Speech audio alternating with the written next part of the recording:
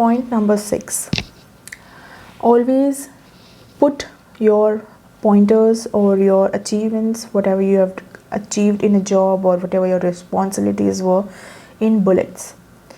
Okay, never have them just like plain statements.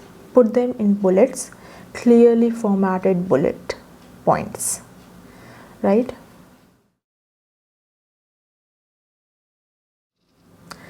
Point number 7, always include numbers in your resume. Do not just plain and simply write things like I wrote content copy for dash dash dash. Do not do this. Write what impact did it create, how many engagements did it lead to. For example, I wrote content for this brand which led to 100k or 1 lakh engagements, 500 retweets, or it had a engagement ratio of so and so on and so forth, or it led to this many conversions, or it led to this many leads that were acquired, or the follower count increased from 100 to 500, over a span of 3 months, something like this. There has to be numbers, and those numbers have to be justifiable. Do not just include random things, but include numbers, include data, because data talks a lot more about you than you can about yourself. Data is very important. Numbers are very important. So numbers help quantify your achievements or your progress or whatever you have done, and it helps to measure, okay, whatever you have done. So it's very easy to measure something when you put numbers into it, or when you have numbers to justify it. Otherwise it's just a vague statement, right? And we all understand this. That is why it says do the math, right? So I would suggest you to put numbers wherever applicable. This does not mean that you just keep putting numbers everywhere just for the sake of it, because you would be asked to justify it during the interview. And if you do not have a valid justification, and if you have just made it up, then it will be very evident when they ask you to talk about it, or to, speak about it in detail, or just to give more information around it. That is the point you would be blank, and that will not leave a good impression on them.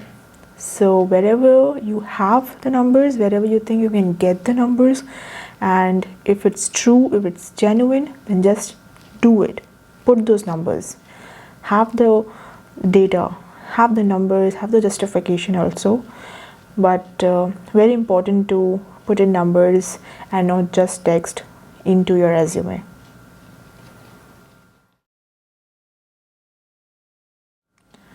Point number 8. Now it is very important that you do not have multiple email IDs or multiple contact numbers or multiple addresses mentioned into your resume. The reason is because it always confuses the recruiter or the HR personnel who is going to contact you, because now they are a bit in a difficult state of mind as to, is this number more active, is that number more active, is this email ID the primary one, is that the primary one, should they contact you here, there, where. So do not put somebody in that state of mind. If you have 2 email IDs or multiple email IDs, just pick one of those and add them in your resume. Do not add multiple email IDs there, because what's the point, right?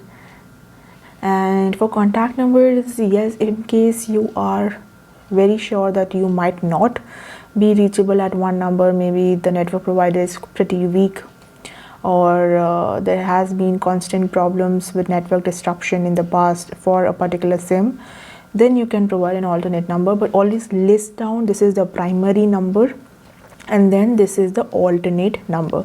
So when you list that down and make that clear and give that clear information to the person who's reading it, then they know that okay, this is the primary number I am going to contact them on, and in case it's not reachable for whatever reason, then I am going to go on to the alternate number provided. that is perfectly justified, but only in cases when you have a problem. Otherwise, just mention one number, and 2 email IDs is just not required. Just add 1 email ID, please. Okay. And always include your location. You do not need to include your entire address there. That's not required. They are not going to come to your house and take an interview. If that address is required, they'll let you know in the process, if you want to progress to the next round. Just put the city or the country or the state name there. This is the city, state and country. That should be fine. Do not put the entire address over there, but put your location. Just put the name of the city and state. That should suffice. Okay. Point number 9. Always include your hobbies or extracurricular activities along with your work related achievements. The reason I'm telling you this is because none of us are robots, and please do not aspire to be one also. Show your human side and show that you have other interests and you have been actively pursuing them also, because that shows that you can handle multiple things and you are a team person or you are a creative person or whatever kind of a person you are. It shows your different side, and all of us have multiple sides. It's very important to show them that you're human with different passions and hobbies and a lot of things, and you can juggle all of these with your work. Okay, so in case you have won a dance competition, in case you have prepared an art piece and it was displayed at a art function or in a museum or wherever, put it up, right? Or if you have a blog and that blog has achieved 1 lakh monthly views, or it has been featured in a particular publication or a news site or wherever, then add that. I added about my blog on my resume and it got me some wonderful views and responses. Okay, so add those pointers. You do not have to add only work, but keep this towards the end. Okay, do not add it somewhere in the middle or just some random places. Add it towards the end in your achievements or in your extracurriculars or hobbies or other interests kind of a section. Just add it towards the end, but add it just 1 or 2 lines. That should be fine, but please do add it. It is good to show that side.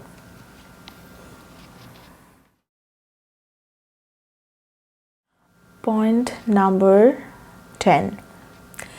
So always try to have at least 1 or 2 certifications that is relevant to the job that you're applying for, and that is ideally that should be recent in the sense, not like you just completed it last week, but mostly in the last 6 months to 1 year is when, if you have done it, then it would show a very good impression, because that then it will convey that your knowledge from that certification is quite recent and fresh in your mind, and it will help you on the job also. So you might have a lot of different certifications, but if it's not relevant to the job that you're applying for, just omit it and just keep those certifications which is relevant to the job. And if it's recent, then amazing.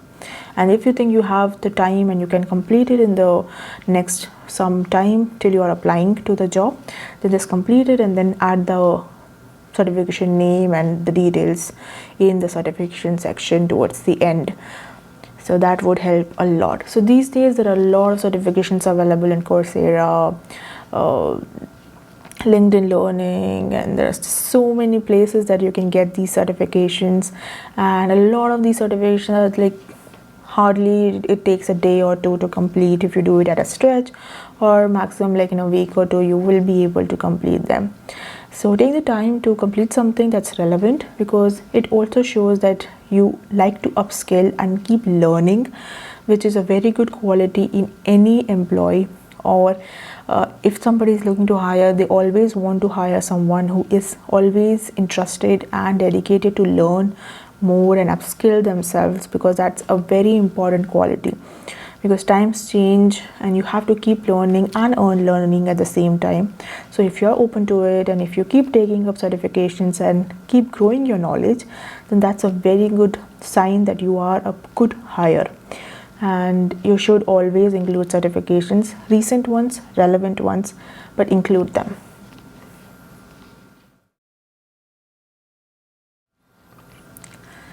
Point number 11. So this is the last point in this resume tips section in this video about making the best resume. So the final point is, make your resume plain, simple. The thing I'm trying to convey is, do not try to add any fancy colors, layouts, designs, pictures or anything on there. Just keep it plain black and white, just a plain white background, and on the plain white background you have content written in black. Okay, that's it. The text should be black, the background has to be white. That's it. Do not try to add any colors anywhere, no layout, no margins in different colors, no highlight in a probably different color, title in a different color, or any fancy pictures out there, not even your picture, not required. Just do not add anything, just white background, black text, that's it. Bold for the key things that you find relevant, and that's it. That's it. You can increase the font size for title and then decrease it for the other things, but apart from that, that's it. Do not try to add any colors or anything, it's just very distracting. So you know that HRs usually use a software to match the relevant keywords on your resume to the job description which they are looking to hire for, and all of these flashy things sometimes hide the most important keyword that you should be showing them, and it does not pick up in the tool, and you might end up not being shortlisted for that particular role just because of those fancy features you've added. So just avoid all of these things, not required. Nobody's trying to test your design skills here. It's just a resume, just plain Microsoft Word. You create a resume, export it into a PDF and send it.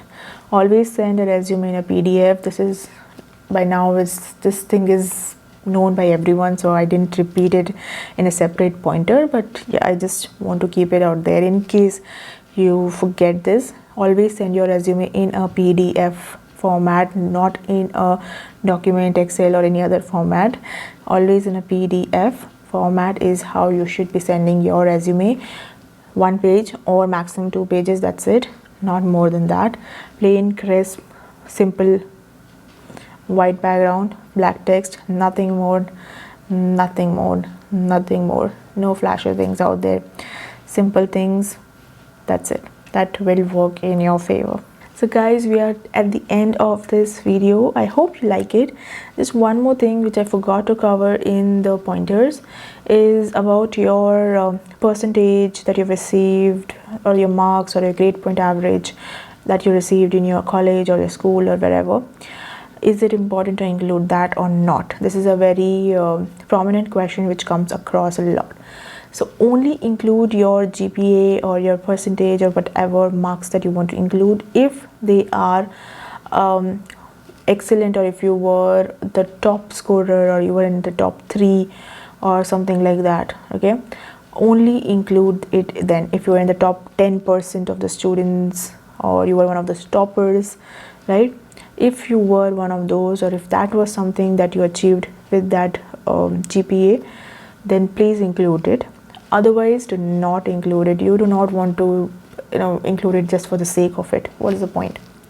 If you were in the top 10%, if you were the topper, if you won a gold medal for it, or if it's something exceptional, like you had a 3.9 out of 4 GPA, or if you had a 2.9 out of 3, something like that, something extraordinary, or if you had a 98%, 99% of marks in your 10th or 12th, then that is something that you should include. Definitely you should include, because that shows that you have a very good percentage, you worked very hard for it and you got a good result for all of your hard work. So you should definitely put it then. But in case you did not achieve that level of high marks, it's okay. You do not, that does not make you inferior or anything. It's just, I mean, it's just normal. So don't add it, you know, it's okay. It's just numbers. On a given exam day, probably it wasn't your day. That's okay. Just don't include that, and you know, just don't complicate things there.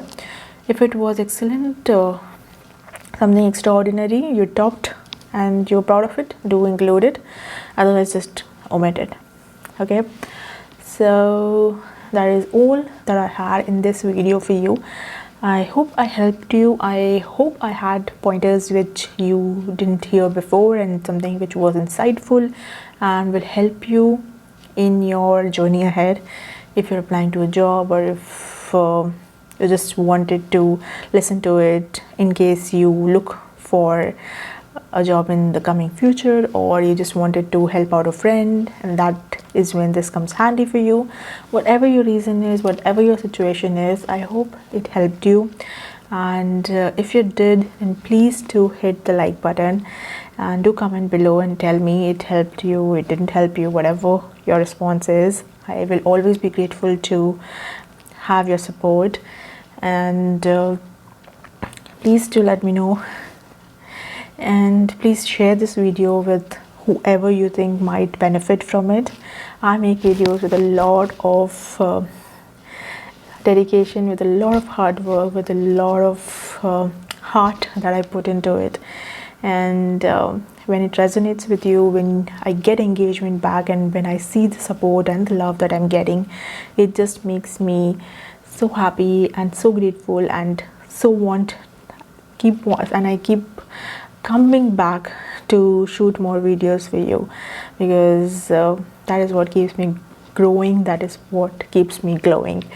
So thank you so much for all the love that you keep giving me. Keep giving me more and more of love. I love getting love. So yeah, I hope you like this video. I will come back with a new video very soon. Till then, take care. Do not forget to subscribe to my channel. Please do subscribe. Please do subscribe to my channel, and take care. I love you all. See you again in my next video. Bye bye.